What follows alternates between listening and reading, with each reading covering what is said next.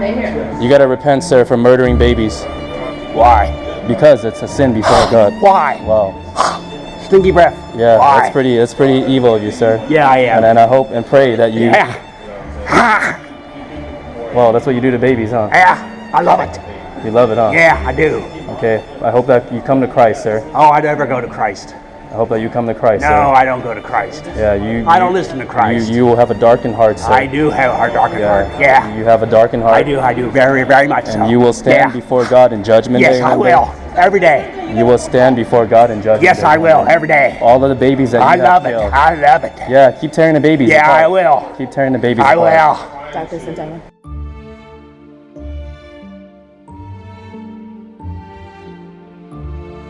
When I started my residency as an obstetrician, the first person I was warned about was Dr. Wong. According to everyone, this dude was evil. I'm talking about pure evil. Born and raised in communist China, moved to America, and he completely believed in the Chinese one-child policy. Now understand, I hadn't met this man, but according to them, not only was he evil, but he was a racist. And I want to be clear with you, I'm a white female, so I take a lot of offense to when people use the word racist, because the majority of the time that they use the word calling someone else racist, it's not because the person's actually a racist, it's just because that person doesn't agree with their beliefs or views, or they had an argument with that individual and they could not win that argument through logic, so they resort to emotions calling them a racist. So understand, I take it very serious when someone calls another person a racist. So as I'm coming onto this job and I'm hearing all of this about Dr. Wong, I'm kind of starting to feel bad for this man because I know how people are. However, over time I would learn that they were using that term and they were using it 100% the accurate way. Then I started hearing stories about how he worked in a hospital on the south side of Chicago and was kicked out because an abnormally high rate of the children that he was delivering were dying. I'm talking about the mother has her legs open, she gives birth to the baby comes out of the womb, and in between the time the baby comes out of the womb and the baby goes into the nursery, the baby dies. Again, I need you to understand, I'm hearing all these things, but I'm treating them as if they're nothing more than just rumors. That's until I start to work alongside of Dr. Wong. The first meeting I have with him in his office, he goes on this racist, crazy rant about how these black children being born without fathers are better off dead than being alive on this planet, and how us Americans have too many children. Now listen, I'm gonna be honest with you. I just got this job. It's important to my future. I'm listening to this and my skin is crawling. Everything inside of me wants to reach over the table and smack the hell out of this man. But he's in a position of authority and I need this, so I let that slide. Am I right for doing that? No, I'm 100% wrong. I should have been confronting him immediately, but I was in a difficult situation and I made a bad decision. Then things get worse. And when I say they get worse, they get really, really bad. As you know, when you're doing your residency, you're supposed to shadow the doctor so you can learn what's going on. We're in the delivery room. It's this single woman having her baby. The baby's born and the baby's not breathing. Now, there's procedures you go through to make sure that the child starts breathing. You're going to suck things out of their nose and out of their throat to open their airways. And if they're still not breathing, you're going to pat them on the back to try and get them breathing. If it goes any further, you're going to go through the process of trying to resuscitate them to get them breathing, right? Well, this baby comes out of her mother's womb. He cuts the umbilical cord and he's holding the baby, but we're not hearing that baby cry. Understand, it's important when the baby comes out of their mother womb, the first thing you want to hear is them crying. That way you know they're breathing, but we're not hearing this baby crying. But he's holding the baby in his arms, rocking it back and forth, but the baby's not crying and he's not doing anything to provoke the baby to cry.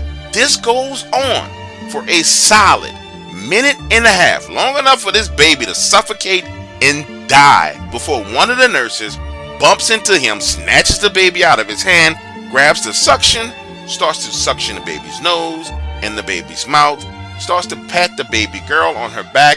She starts to cry, and so now we know that she's breathing. Understand, that entire minute and a half, when that child is not breathing and there's no crying, that mother is sitting there looking terrified. But we are all looking at him and realizing that he's not even trying to do what he's supposed to do to save this baby's life. After that's over, two of the nurses in the hallway confront him and ask him why he didn't do what he was supposed to do. And the man says that the child would have been better off dead than with no father. One nurse was white, one nurse was black. The black nurse says, "You are not God. You don't get to decide who lives or who dies. I am reporting you." The white nurse that was standing there with her says, "I am going to report you as well. We want you out of this hospital." So pause right here for a moment. I need you to understand. I know for a fact these two women reported him to the administration. We're all around waiting for some kind of consequences to come down, and nothing happens. Absolutely nothing. This only emboldens Dr. Wong. I don't shadow him for a couple of more days, and the next time I'm with him, we're in a situation. Mom comes in, she's having contractions, she's in the room. We're telling her, "Hey, you're getting dilated, you're almost there." You know, we're trying to comfort this woman and make sure that she understands that everything's okay, because we're looking around and there's no one there but her. Typically, there's at least one family member in the hospital. She's just all alone. So the nurses and I are trying to just make sure this woman's comfortable. He comes in and starts talking to her, and the man starts asking the lady why she didn't abort the baby. Are you listening to me? He starts asking this woman why she didn't abort her baby. She is sitting there looking at him like he's crazy, like she wants to get up out of the bed and choke him, but she's having contractions and she can't do anything. So I pull him out of the room and I say, "Dr. Wong, I don't know what your problem is, but you're going to need to stop doing this." That's when he threatens me and tells me that if I want to stay here and keep working here, then I'm going to mind my business. So guess what? I decided I was going to mind my business, his business, and everybody else's business in that hospital. I went to a local spy shop, got one of those little pins with the camera on it, and I spent as much time as I could with Dr. Wong. Every time he was in his office, I was in his office, and I did everything I could do to provoke him. And it was almost as if this guy supernaturally knew that I was setting him up. Then one day I'm in there and I'm talking to him and I'm asking him about the procedures. We're going over them over and over and over again. And again, he starts talking crazy, saying, "Well, you know what the problem is with this area? It's too many black children here. And these fatherless black children end up running around murdering and killing everybody." Now I have him on camera saying it, and I've had absolutely enough. So I light into his telling him, "Who are you? You are not God. In fact, you're from communist China where you guys kill babies." I tell him, in China, y'all don't even have enough women for the men. So you guys get sex slaves out of North Korea, bring them down to China, and when those women get pregnant and have babies, Chinese... Trying to get a lot of dough. Anything is possible. Turn me up in the headphone. Yeah.